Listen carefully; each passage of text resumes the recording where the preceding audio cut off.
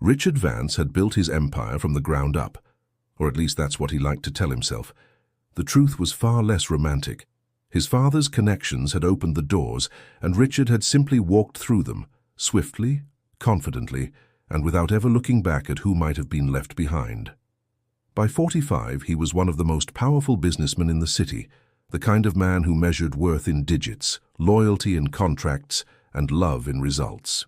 His mansion on the outskirts of New York was a monument to control. Everything gleamed: floors, glass, metal.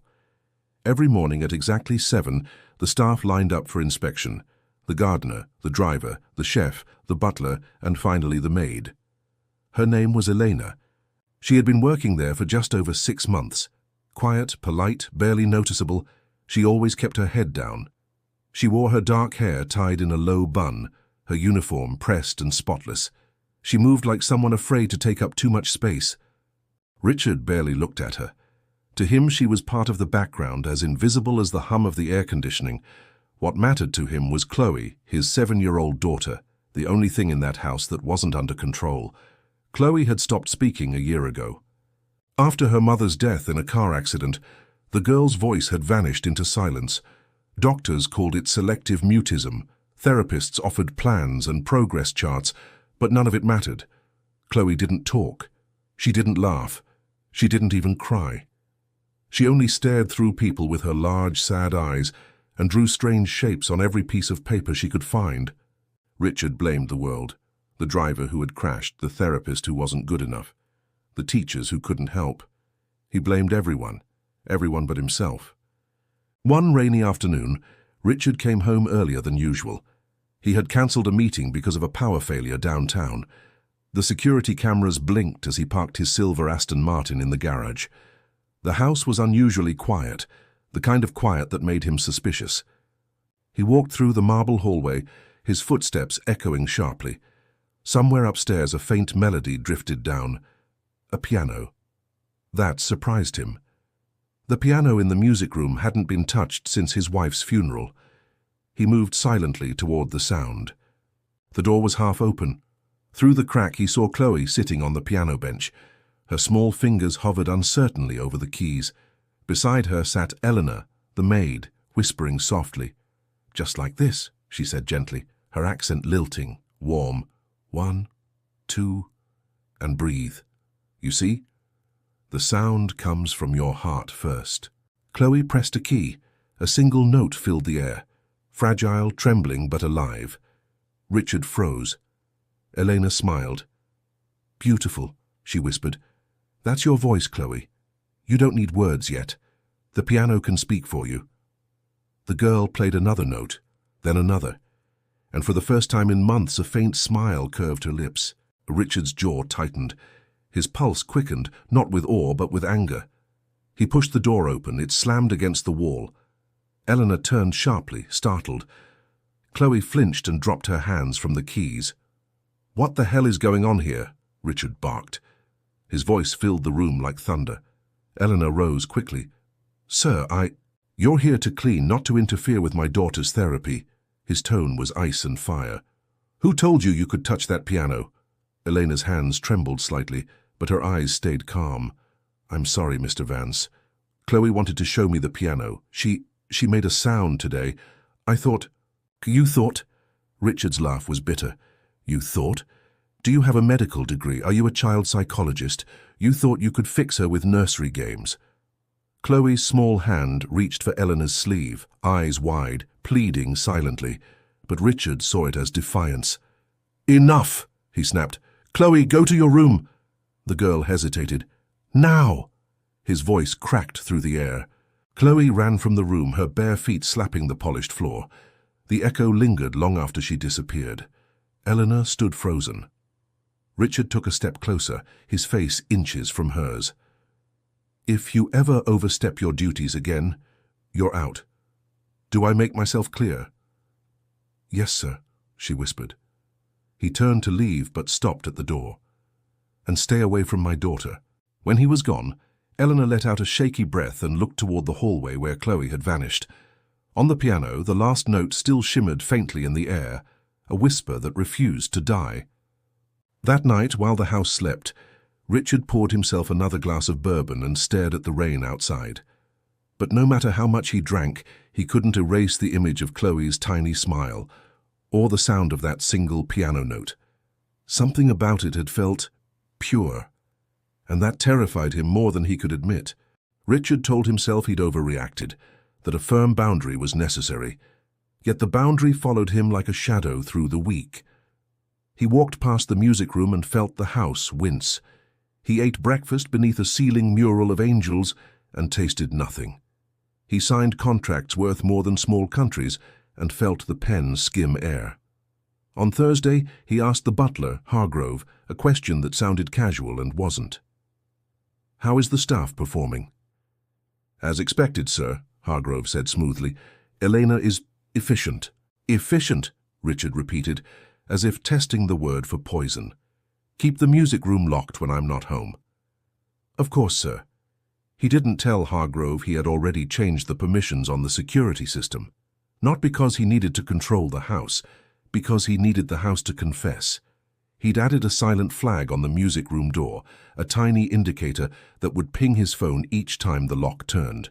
It pinged the next afternoon at 3:07 p.m. He cancelled a call mid-sentence, ignored his assistant's alarmed voice and streamed the camera feed. The angle was wide, showing polished floor and the black lacquer curve of the grand piano. Chloe slipped in first, clutching a notebook to her chest.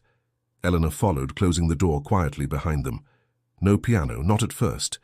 Eleanor sat cross-legged on the floor and nodded toward the notebook. Chloe hesitated. Then she opened it. Pages and pages of circles stared up at the lens, dark, soft, fierce, concentric, broken. On some pages the circles nested like ripples, on others they collided and bled. Elena pointed to one, then to another, tracing the space between them with her forefinger, slow as a second hand. Her lips moved. The camera had no audio, but the shape of her words looked like a lullaby. Not sung, shaped. Chloe watched intent, then picked up a pencil and drew a line between two circles, connecting them with a thin bridge. She looked at Elena, uncertain. Elena nodded. Chloe drew another bridge, then another, the pencil trembling, the line steadying. When she stopped, she pressed both palms to her chest and breathed out, one long, careful release. Richard realized he was holding his breath, too. The next day, the alert came at 3:11, then 3:02. By Saturday, he was rehearsing reasons to stay later at the office and failing. He parked on the street, walked the last block on foot, and let himself in through the side entrance, silent as guilt. He didn't go to the music room. He went to his study and opened a different window in the security console. A camera pointed at the back garden near the old swing Chloe never used. Chloe stood beneath the maple tree, notebook open. Elena crouched beside her, tying a ribbon to a low branch. She tied another, then another, until a curtain of pale fabric trembled in the slight wind. Chloe stepped through them slowly, brushing the ribbons with her fingertips, counting in her head. On the third pass, she stopped, shut her eyes and leaned her forehead against the bark, as if listening to something buried in the trunk. Elena tapped the tree twice. Chloe tapped once in reply. Richard's phone vibrated on the desk, a calendar reminder he'd set months ago. Therapy reassessment. He stared at the words until they blurred, then turned off the screen. That night, he called Dr. Meera Shah, Chloe's current therapist. "Have you noticed any change?" he asked without preamble. "In her physiological cues, yes," Dr. Shah said. "Breathing, eye contact, prephonatory tension is down. Why?" Richard swallowed. No reason. He'd almost told her about the piano, about the circles, about the ribbons. He didn't. The following morning, he arrived home at noon, a time the house usually belonged to staff rhythms and quiet industry. He told Hargrove to take his lunch. He told the chef he wouldn't be eating. He told himself he was only checking the perimeter. He found Elena in the library, dusting the shelves no one read. She stood on a small ladder, reaching for the top row where his wife's books had been moved after the funeral. Poetry, slim novels with torn dust jackets, a worn music theory text with coffee stains like brown constellations across the margin. "Leave those," he said, sharper than he meant. Everything collects dust. He heard the bitterness, couldn't catch it. You shouldn't be in here. This is the list Hargrove gave me. He took a step closer. The piano, the garden, the drawings, you think I don't see? Her chin lifted a fraction. Not defiance, alignment. I assumed you saw everything. Then you know this can't continue. For the first time she looked directly at him, and he realized he had never really seen her eyes. They were not meek, not dull. They were the color of oak bark after rain, dark and alive. Can't continue because I am a maid, she said, choosing each word carefully. Or because it is working and it scares you? His jaw worked. You don't know me. No, she said, but I know a house that holds its breath. He almost laughed, and the fact that he almost laughed made him angry. Who are you to make metaphors in my home? No one, she said quickly, stepping down from the ladder. I can stop if you wish, but Chloe will keep listening anyway. Children listen to what we think we are hiding. He hated that sentence for being true. He hated that she had said, we. Tell me how you learned that song, he said abruptly. She blinked. What song? The one in the music room. The word tasted like confession. Your mouth formed the words. I could not hear them, but I know a melody when I see one. Her fingers tightened around the dust cloth. For a heartbeat, he thought she might lie. Instead, she reached into her apron pocket and pulled out a folded index card, edges softened by handling. She held it out. He hesitated, then took it. The card was old. A recipe card, maybe. The ruled lines faint. The ink faded to grey. On one side, a short progression of notes was written above a child's rhyme. On the other, a single sentence in a looping hand he knew better than his own. If you forget, play this and you will remember where you put your voice. His wife's handwriting. Richard's fingers went cold. He turned the card over, following the familiar curve of the letters, the way she always crossed her T like a tiny sword. The room shifted. Shelves, ladder, woman, dust, becoming a tunnel opening onto the day he first saw that handwriting on a napkin in a cafe, a lifetime ago. How did you get this? His voice dropped, dangerous and paper-thin. Elena spoke without moving toward him, as if distance might keep him calm. I found it behind the third key on the music room's fallboard. The felt strip was loose. Chloe kept pressing that spot with her thumb. When I checked, the card was wedged inside. Only a few notes. The words are from a Spanish rhyme my mother sang. Your wife had written the English beside it. My wife didn't speak Spanish. She didn't need to. She wrote phonetically. It is close. Close? His mouth twisted. Do you realize what it means to take something that wasn't yours? Elena didn't flinch. I didn't take it. I put it back after copying the notes, but I recognized what it was. What was it? He challenged. A bridge, she said simply. From silence to sound. The kind a child can cross with their feet. He wanted to tell her that bridges were for men with titles and budgets and names on plaques. He wanted to tell her that therapy was a specialist's domain, and grief had a schedule if you paid enough for it. He wanted to tell her that what he feared most was not her audacity, but the card in his hand, and the shadow of a woman who could reach from the past to touch his daughter more tenderly than he knew how. Instead, he said, "You're fired." He expected her to plead, to panic, to ask for time. She nodded once as if he had merely confirmed a forecast. I'll finish the day. You'll leave now. I will say goodbye to Chloe. No, it came out too quickly. Absolutely not. Eleanor folded the dust cloth carefully, set it on the ladder step, and looked at him as if measuring whether he would bruise. Then you will have to be the person who takes another person away without a goodbye. He felt the sentence land somewhere under his ribs. Fine, he said through his teeth. 1 minute. He watched her cross the hall and disappear up the staircase, the heel of her shoe catching once in the carpet runner, before freeing itself with a soft snap. He stood in the doorway of the library with the index card burning his palm, telling himself this was order. This was control. This was how you protected a house that had already lost too much. On the landing, the framed family portrait tilted a degree.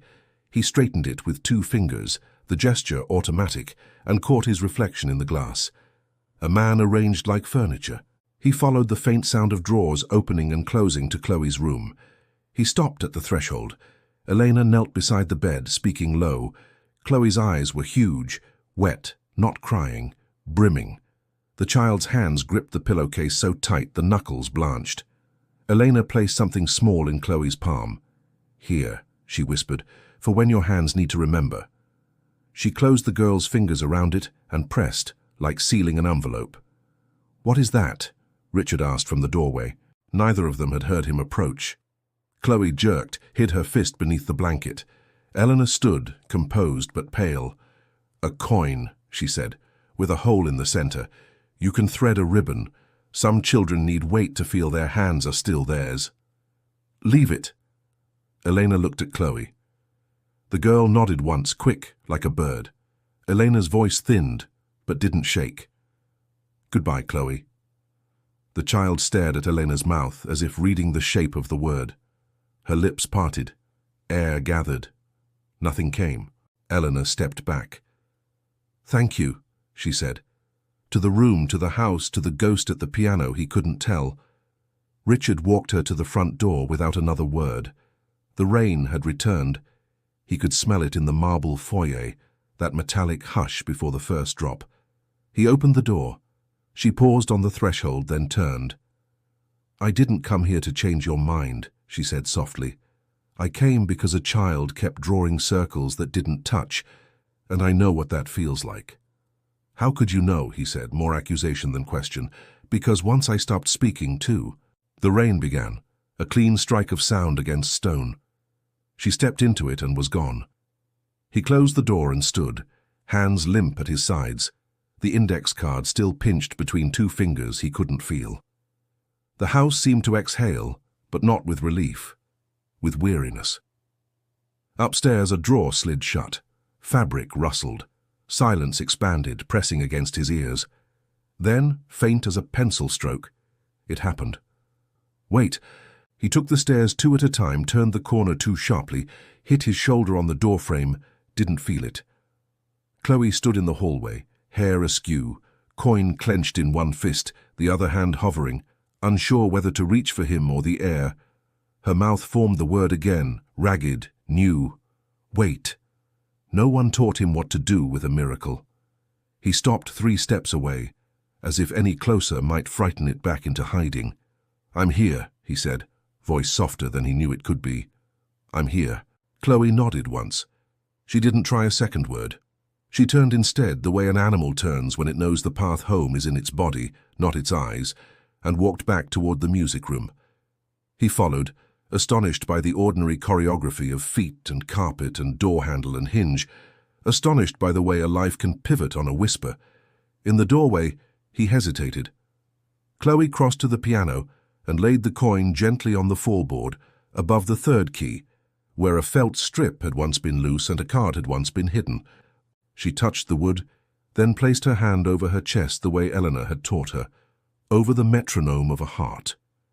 Richard, with a movement that felt like a prayer he had no right to, withdrew the index card from his pocket and set it beside the coin.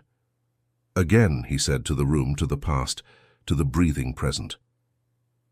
Chloe pressed a key, and in the rain outside, a figure paused on the sidewalk beneath the maple, head tilted to listen, as if she could hear the sound through brick and weather and habit. Elena did not turn back. She simply touched the scar at her throat, small, pale, easily missed, and continued down the street. Richard watched the door, then the card, then his daughter's hands, and understood 3 things at once, as cleanly as the note itself: that he had made a mistake, that the mistake had a name, and that the name would not be forgiven by money, only by work. He didn't know yet what Eleanor had survived, what it cost to lose a voice and find it again. He didn't know why his wife had hidden a melody for a future she would never see. He only knew the house was no longer holding its breath. He could breathe if he learned how. "Tomorrow," he said softly, almost to himself. "Bring her back." Chloe didn't speak, but she nodded. A bridge had been built. It would demand a toll. Downstairs, his phone vibrated with an email from Hargrove. "Confirmation. Termination processed." Richard stared at the screen, then at the index card, then at his daughter, and felt the first fracture run through the marble certainty of his rules. He would have to learn how to undo what he had ordered. He would have to learn how to ask.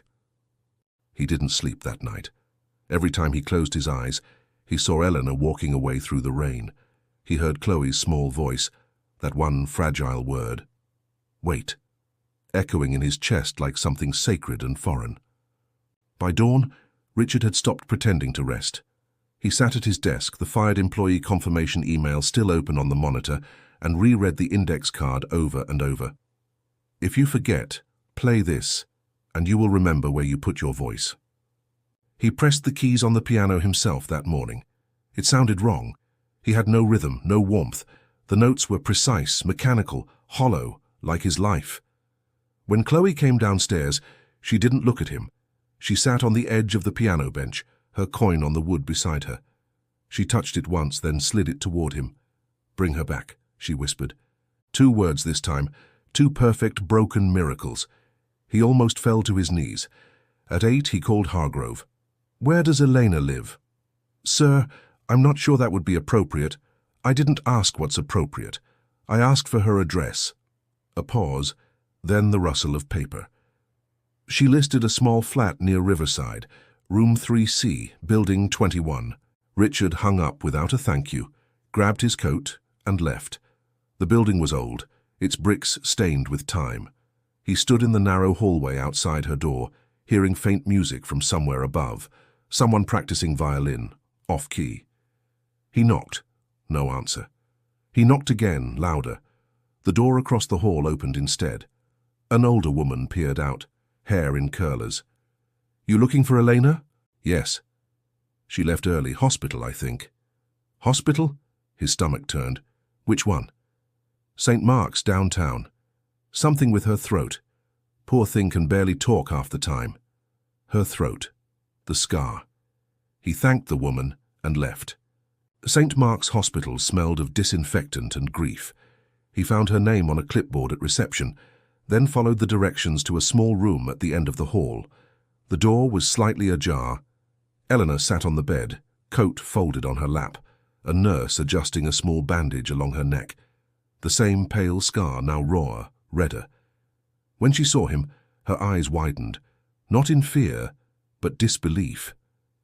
"Mr. Vance?" she said, her voice raspy. He stepped inside. "You shouldn't be here alone." "I'm fine," she murmured. "Old injury. Sometimes the tissue swells. They just check it, make sure I still have my voice." He stared at her. "You lost it once?" She hesitated. "For almost 2 years, an accident. I was attacked. My throat was cut. They said I'd never speak again. And yet you sing to my daughter." A faint smile touched her lips. "I whisper. That's different." He sat in the chair beside her bed. "I fired you. I remember. I was wrong." She looked down. "You were grieving.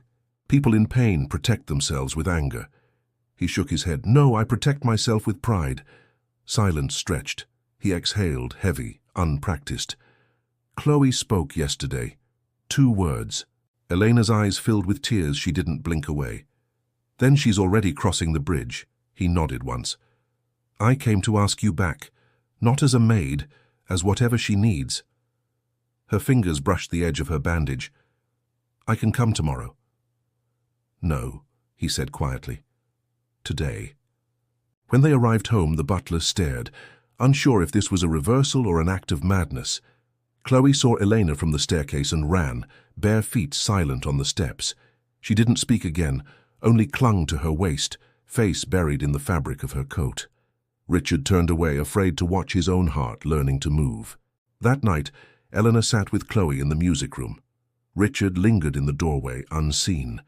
The piano was closed. Instead, they used the coin like a metronome, tapping soft rhythms on the lid. Tap, tap, tap, tap. Chloe followed, smiling. "Do you know what that means?" Eleanor asked. Chloe shook her head. "It means I'm here, that's all. Sometimes that's enough." Richard had to bite his tongue to keep from making a sound. Later, when the house was quiet, He found himself walking to his wife's study, the one he hadn't opened in a year. Dust coated everything. On the desk sat a small wooden box. Inside were her old journals, one sealed envelope and a flash drive labeled simply E. He plugged it into his laptop. A folder opened, music sheets, sketches, a few recordings. He clicked one. A woman's voice filled the room, his wife humming softly. Another voice joined in, faint, uncertain, recorded from a distance. Elena's. He froze. He clicked another file, video this time. The camera showed a classroom years ago, small and sunlit. His wife sat at a piano teaching a group of children. Elena was among them, younger, eyes bright, throat unscarred. His wife laughed. "Someday, Elena, you'll help children the way music helped you." The video ended. Richard sat in silence, realization dawning slow and heavy. Eleanor hadn't appeared by chance. His wife had known her, trusted her, maybe even chosen her long before death. He closed the laptop. For the first time in years, he whispered his wife's name aloud. "Clara, what did you see that I didn't?" Would you like me to continue with part 4, the section where Richard confronts the truth of how Elena and his late wife were connected, and the full emotional revelation begins? The next morning the house felt different, not louder, just alive in ways Richard hadn't noticed before.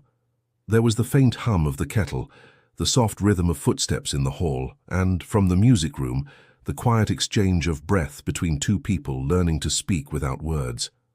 He stood outside the door, listening. Chloe's laugh, a small sudden sound like a bell dropped in still water, broke through the air. He closed his eyes. It wasn't full laughter yet, but it was enough to undo him. He walked into the room. Eleanor turned from the piano, startled, her hands still on the keys. Chloe spun around and pointed to him, eyes wide and bright. "Daddy," she said softly. The word wasn't perfect. It came out halved, like a memory being rebuilt, but it was a word. Her voice cracked in the middle, then steadied. Richard couldn't breathe. He went to his knees, arms open.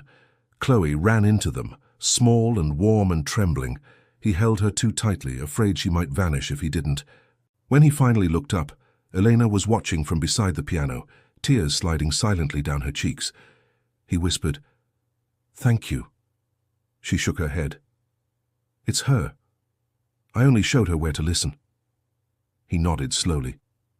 "And you learned from Clara, didn't you?"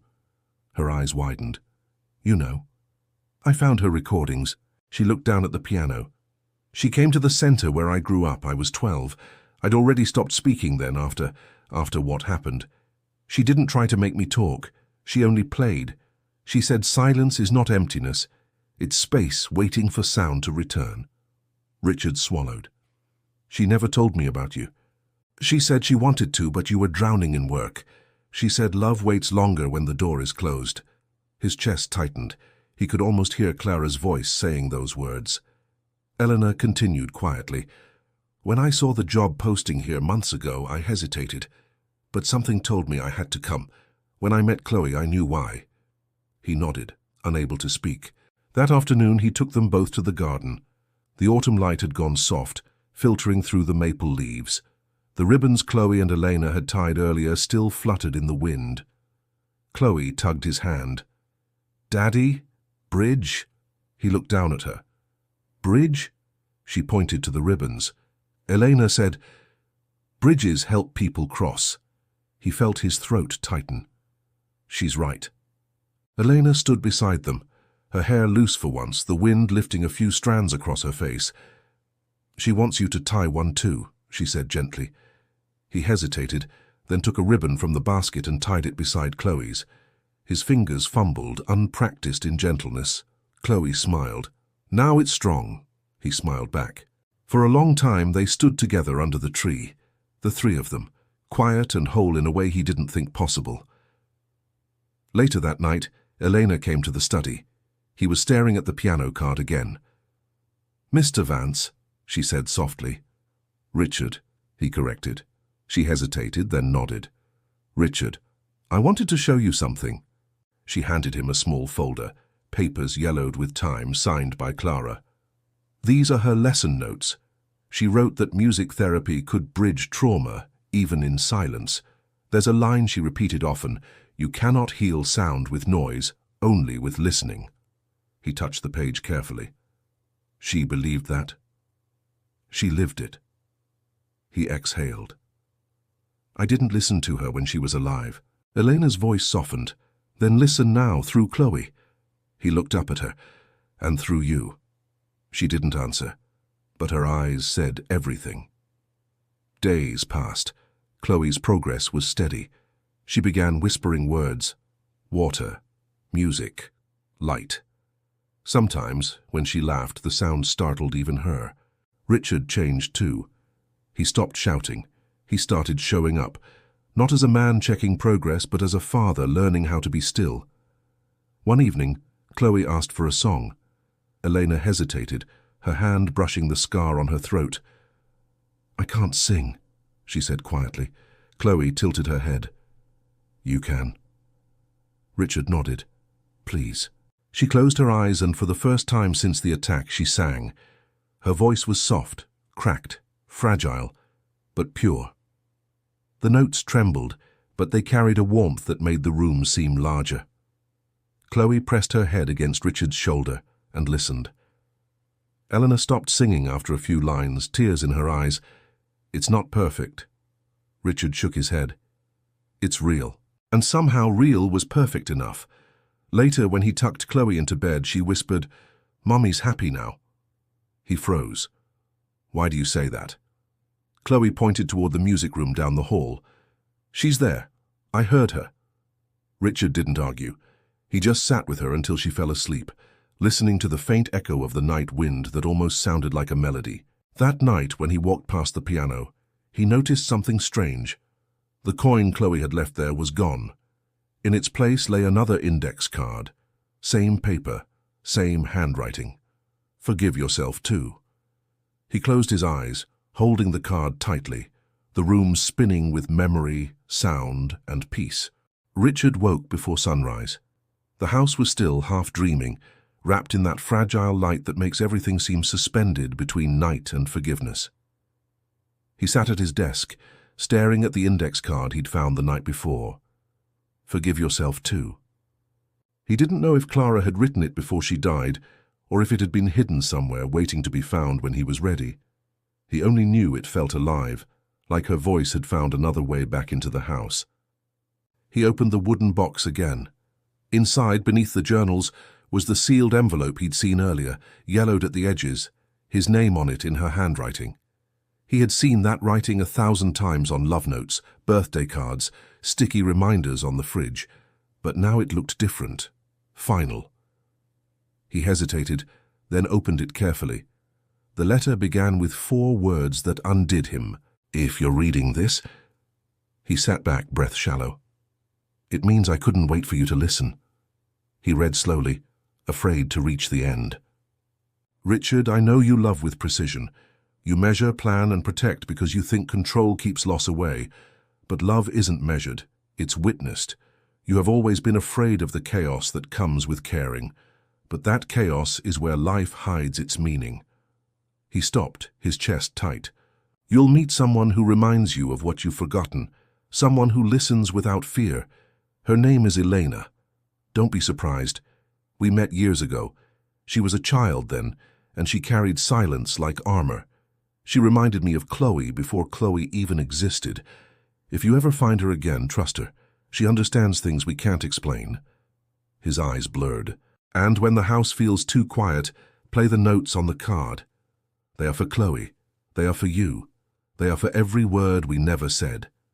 There was no signature, only a small ink smudge at the bottom, as if she'd tried to sign but changed her mind. He folded the letter carefully and pressed it against his chest. For the first time in years he cried, not the silent, hidden kind, but the raw, helpless kind that leaves the body lighter afterward. By the time the sun had lifted, he was outside in the garden. The ribbons on the maple tree stirred in the early wind. Chloe was still asleep, but Eleanor was already there, placing fresh ribbons beside the old ones. She turned when she heard him. "Couldn't sleep," he shook his head. "Not after what I read." He handed her the letter. She hesitated. then read it silently. When she finished, her eyes were wet.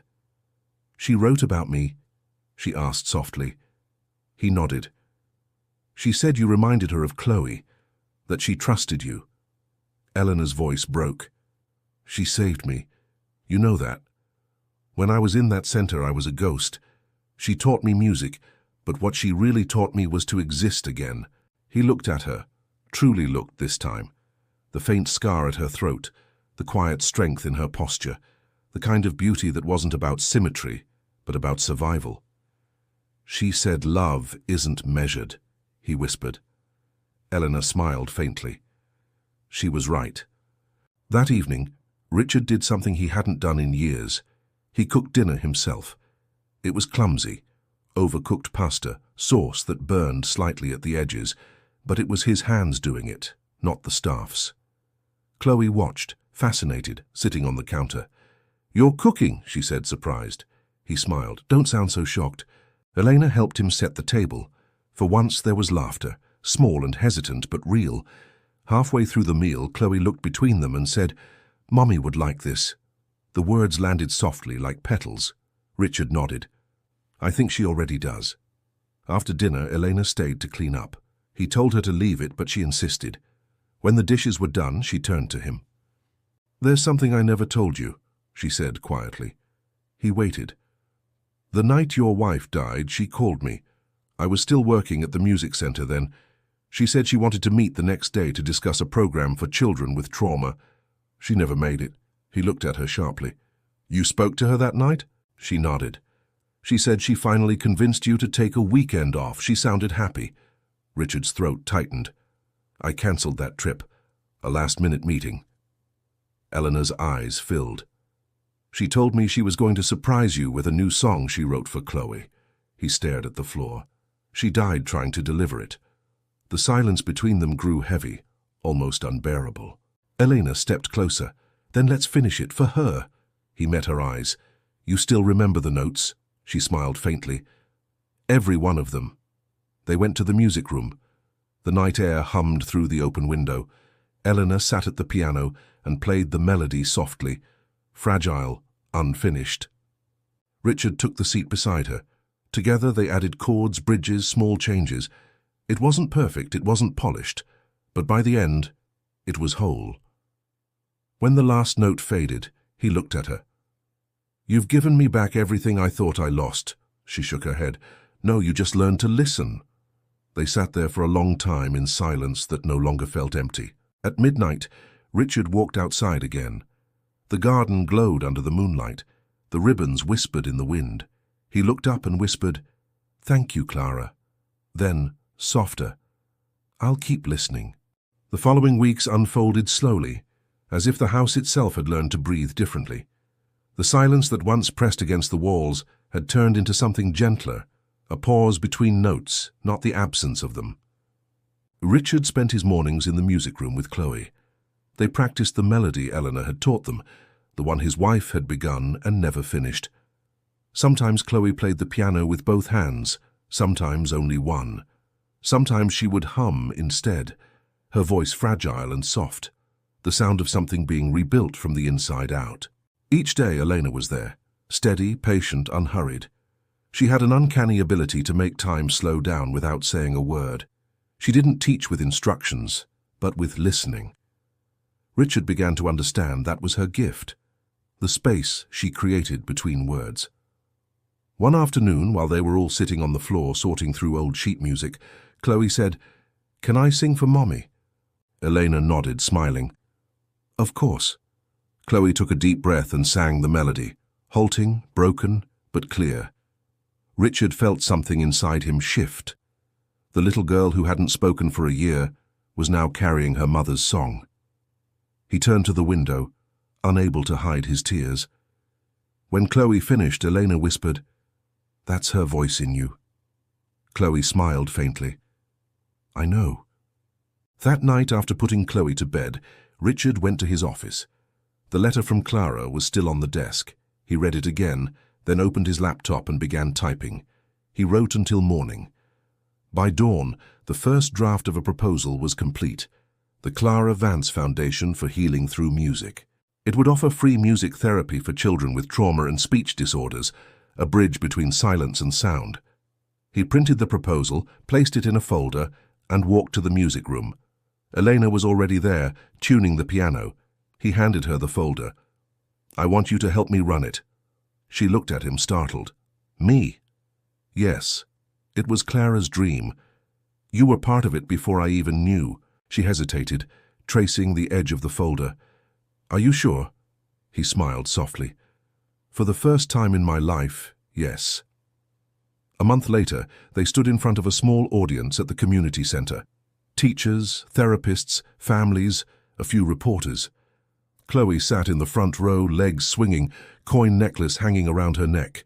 Richard stepped up to the microphone. His voice wavered at first, then steadied. "My wife believed that music could teach us to speak even when words failed. For a long time, I didn't understand that. I believed silence was something to fix, but I've learned that sometimes silence is just the sound of healing beginning." He paused, looking at Chloe. "This foundation is for her, for our daughter, and for every child who carries their voice inside waiting to be found." The crowd applauded. Elena wiped her eyes discreetly. When he stepped down from the stage, Chloe ran to him and hugged his legs. "You did it, Daddy." He smiled through the tears. "No, we did." After the event, Richard found Elena standing alone near the piano. She was tracing the surface lightly, lost in thought. He approached. "You're thinking of her, aren't you?" Elena nodded. "Every time I play, I remember the first lesson she gave me, to let the silence breathe." He nodded. "Clara would have been proud of you." Elena looked at him gently. "And she'd be proud of you too, you finally listened." He smiled, a quiet, grateful smile. Weeks passed. The foundation grew quickly. More children came, some shy, some angry, some silent. Elena worked with them patiently, never forcing sound, always finding the rhythm inside each of them. Richard handled the business side, but often found himself sitting quietly in the corner, just listening. One evening, after everyone had gone home, Eleanor was closing up when she noticed him still sitting by the piano. "You should rest," she said softly. He shook his head. "This place feels alive when you're here." She smiled. "It's alive because people remember to listen again." He met her gaze. "You taught me that." She turned away, embarrassed. "No. You just finally stopped running." He laughed quietly. "Maybe, but I think Clara sent you to remind me how." Eleanor's eyes softened. "Maybe she sent both of us here to remind each other." For a moment they just stood there, surrounded by the faint echo of distant notes and the smell of rain drifting through the open window. Later that night, as he drove home, Richard passed the river where Clara's accident had happened. He stopped the car and sat there for a long time, watching the water move beneath the bridge. He didn't cry this time. He just whispered, "I understand now." The current whispered back, soft and endless, like a song without words. The seasons began to turn again. The sharp edges of winter softened, the city thawed, and the maple tree in the garden outside Richard's home unfurled new leaves over the ribbons that had faded in the cold. The foundation had become more than a project. It was a rhythm that gave each day meaning. Children came from every corner of the city, some who hadn't spoken in years, some who didn't even know how to cry. They filled the old rooms with hesitant laughter, half-finished songs and stories written in music instead of words. Every morning Richard arrived early, sometimes before the staff, to walk through the quiet halls. He liked to hear the echo of footsteps before the day began. It reminded him of the way silence could turn into sound if you gave it a little time. Eleanor was always there first. She never needed an alarm. She moved like someone who carried the morning inside her, calm, steady, purposeful. The children loved her, not because she demanded anything from them, but because she never asked them to be more than what they were. One evening, after everyone had left, Richard found her sitting alone by the piano. The lights were low, and outside, rain tapped gently against the windows. He sat beside her. "You stay late a lot." She smiled faintly. "The piano sounds different at night. The keys breathe slower." He watched her fingers glide over the wood, not pressing the keys, just feeling them. "Do you ever play for yourself?" Sometimes, she said softly, but mostly I play for the people who can't anymore. He hesitated. You mean your family? She was quiet for a long time before she spoke. My mother used to sing, not professionally, just at home. My father didn't like it. He said music was a waste of time. One night when I was 16, she sang anyway. That was the night everything broke. He left. We lost the apartment and she stopped, her voice trembling. She stopped singing. I promised I wouldn't either. Richard felt something deep in his chest twist. And later? She looked at him. Later I found someone worse. Someone who wanted silence from me. He didn't take my voice all at once. It was slow, one word at a time. Until one day, he made sure I couldn't speak at all. Her fingers brushed the scar on her throat. Richard closed his eyes, the weight of her story pressing against his own. I'm sorry, he said, the words almost a whisper. She shook her head. Don't be. I'm here. And I can still make sound. That's enough. He looked at her for a long moment. You know, he said quietly, for years I believed strength meant control. But you taught me it's something else entirely. Eleanor's eyes shimmered. And what's that? Grace, he said. The strength to keep going when the world doesn't deserve it. She smiled then, not the polite, distant kind, but the kind that made her face soften in a way he hadn't seen before. Maybe we both had to lose something to understand that, he nodded. Maybe we did. Later that night, they left the building together. The rain had stopped. The streetlights reflected off puddles like fragments of glass. As they walked, Richard glanced at her. You never told me why you came back that first time, after I fired you. She laughed softly. Because Chloe needed someone who understood silence, and because I couldn't leave without finishing what your wife started. He smiled. And now? Now I stay because this place needs both of us. They stopped at the curb where their paths separated, her apartment one way, his car the other. For a moment, neither moved. Good night, Richard, she said gently. Good night, Eleanor. He wanted to say more, but some things were better left to time. That night he dreamt of Clara for the first time in years. She was standing by the old maple tree, ribbons fluttering in the wind, smiling in that knowing, patient way she always had. You listened, she said. I tried, he whispered. That's all I ever wanted. She stepped closer. She's not here to replace me, Richard. She's here to remind you what love looks like when it survives loss. He reached for her, but she was already fading with the dawn. When he woke, sunlight spilled across the room. For the first time since Clara's death, it didn't feel like an intrusion. It felt like a blessing. At the foundation that morning, Elena greeted him with coffee and a quiet smile. Chloe ran ahead of them into the practice room, carrying a stack of drawings. Look, Chloe said proudly, new bridges. The papers were filled with circles again, but now every circle was connected. Richard knelt to look. They're beautiful, Chloe grinned. Eleanor says when the bridges touch, people can find each other. He glanced at Eleanor. She's right. And in that moment he realized something, that forgiveness wasn't an ending. It was a beginning disguised as peace. 10 years passed. The house was no longer a monument of control, but a home filled with life. The grand piano, once a symbol of silence and grief, now carried the laughter of children who came to learn that sound could heal. The ribbons on the maple tree had faded to pale ghosts of their original colors, but every spring, new ones appeared beside them, tied by smaller hands, each one representing a story that had found its voice again. Chloe was 17 now, tall, confident, graceful in the unforced way of someone who'd been allowed to grow at her own pace. Her voice was soft but sure, like sunlight filtered through leaves. She spoke freely now, sometimes too much, according to Richard, and sang beautifully. Richard, his hair streaked with grey, had aged into calmness. The restless energy that once drove him had been replaced by something gentler. He had learned to live without the armor of perfection. His empire still stood, but it no longer ruled him. Elena was still part of their lives, not as an employee but as family. She ran the Clara Vance Foundation full-time, mentoring new teachers, guiding children who arrived as shadows and left with light in their eyes. She had rebuilt her own life within the music she once feared.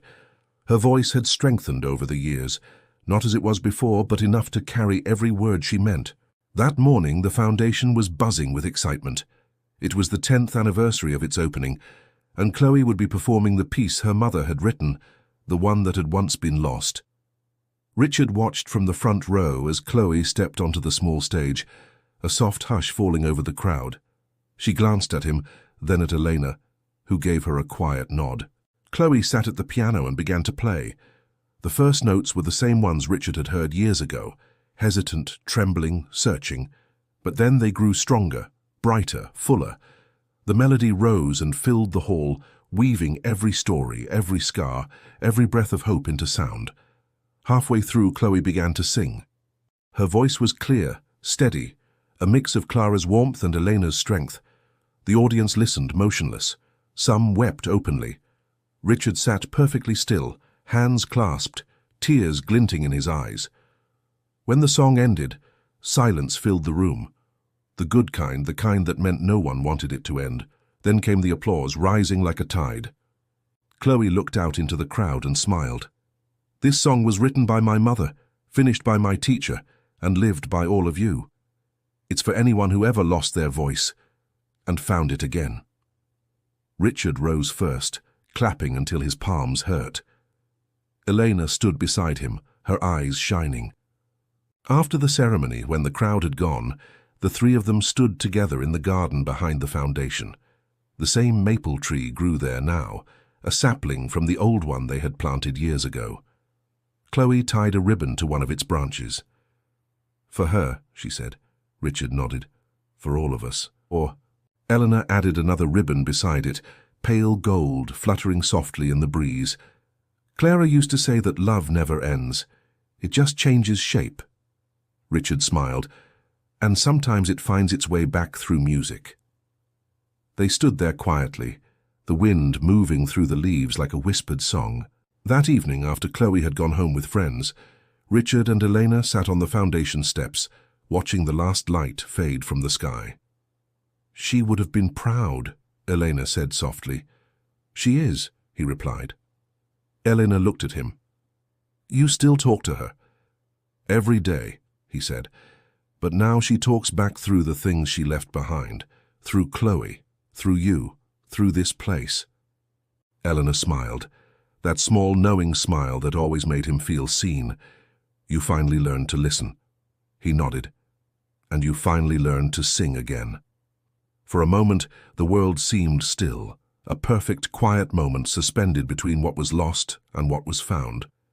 Then, faintly, from inside the building, a child began to play the same melody on the piano, slow, careful, a little off-key. Eleanor listened. Another one finding their bridge. Richard's eyes softened. And we'll keep building them as long as there are children who need to cross. They sat there until night came, the sound of music drifting through the open door, mingling with the steady rhythm of the wind, the eternal conversation between silence and sound. Years later, when Richard's hair had turned completely silver and the foundation had grown beyond the city, Chloe became its director. Eleanor retired quietly, her hands still marked by years of music, her voice steady as ever. On the last day before she left, she placed something on Richard's desk, a small box wrapped in ribbon. Inside was the original index card, the one Clara had written so long ago. If you forget, play this, and you will remember where you put your voice. He smiled, placed it on the piano and sat down, and sat. When he pressed the keys, the sound was warm and whole, not a song of mourning anymore, but one of peace. And somewhere in the quiet, he could almost hear three voices, Clara's, Elena's and Chloe's, blending into one. The music went on,